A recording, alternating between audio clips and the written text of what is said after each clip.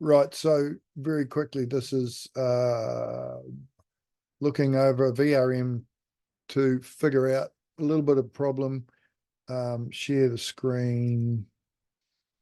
Right, so the issue is that the customer's seeing very low load on VRM. So he's sort of like 70 watts reported, 90 watts, 100 watts. So let's seeing that, and we've got a 15 kilowatt hour battery, and at the end of the night we're at 94%, and we drop half of that load. So if we were to say initially that just doesn't look right, we should only be dropping maybe 20% if we're drawing 100 watts. So 100 watts over, say, let's call it 15 hours of darkness, is like 1.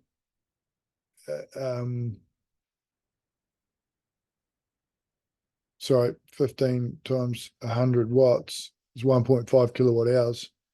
And if that's a 15 kilowatt hour battery, then that's only 10%, should be dropping about 10%, not 40, not 50 or 60%, 55% there, 56%. Yeah, something like that. So if we go back to advanced and have a look at what's going on,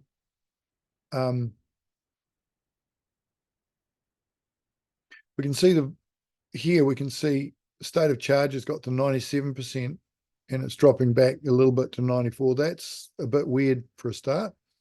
But now when the sun goes down, we can see the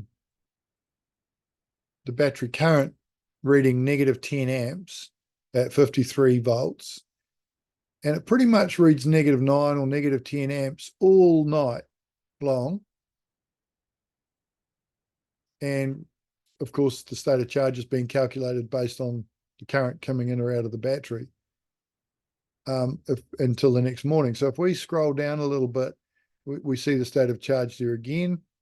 Cell voltages are looking good, so they're nicely balanced when we get to 100%, which is great.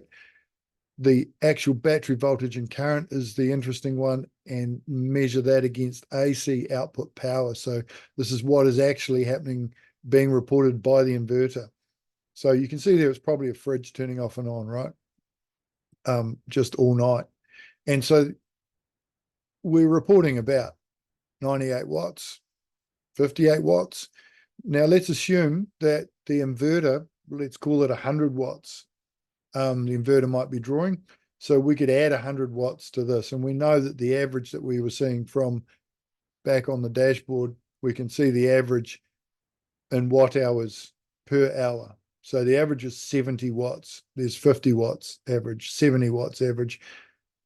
And we look on the advanced, and it seems to well,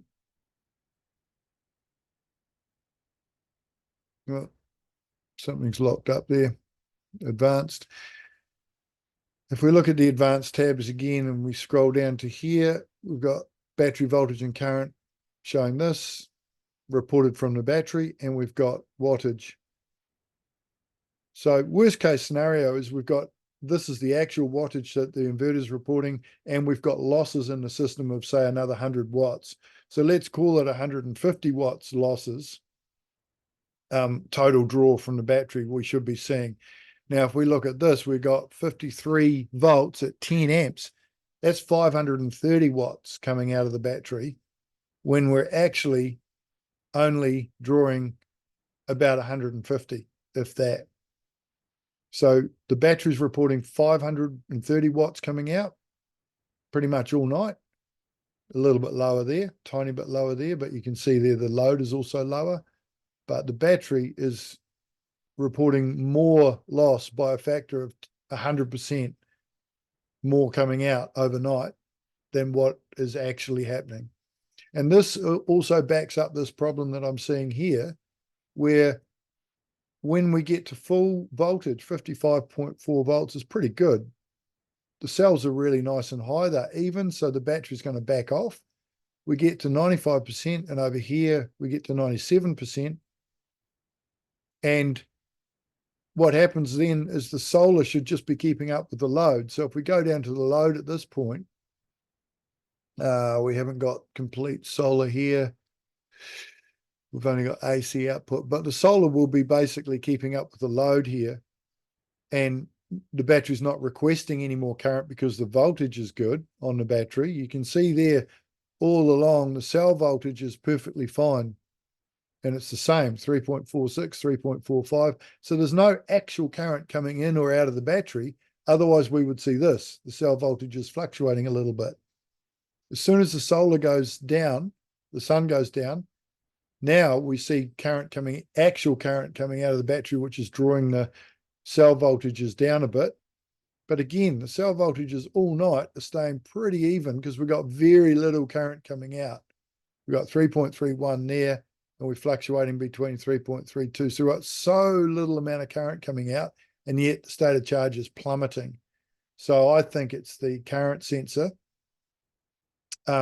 reporting way more current coming out of the battery than what is actually happening in the real world. So that is pretty much what I think is going on.